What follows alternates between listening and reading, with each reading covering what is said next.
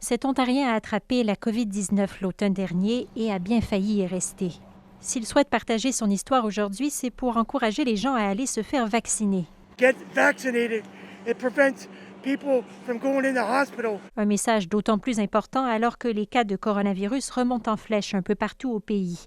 689 nouvelles infections en Ontario, 563 au Québec, des flambées autour de 600-700 cas en Colombie-Britannique et en Alberta.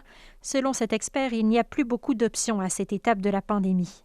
On peut être vacciné ou on va être infecté. Et les risques associés avec une infection sont beaucoup plus grands que les risques théoriques avec la vaccination. Il a évalué qu'en Ontario, la vaccination complète réduit de 95 % les risques d'être hospitalisé ou transféré aux soins intensifs. Mais encore faut-il réduire tous les obstacles à l'immunisation. À ce stade-ci, il s'agit d'aller directement rejoindre les gens là où ils sont, dit ce responsable d'hôpital. Une approche micro-communautaire, que ce soit dans un autobus en marge d'un match de baseball ou dans les écoles, les marchés. Les autorités espèrent aussi que les politiques de vaccination obligatoires contribueront à convaincre davantage d'indécis.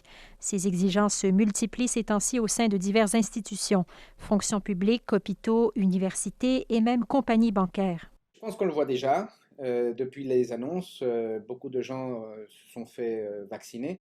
Selon lui, la sensibilisation demeure clé, surtout chez les jeunes et leurs parents. Ceux qui sont hésitants, on peut les informer mieux.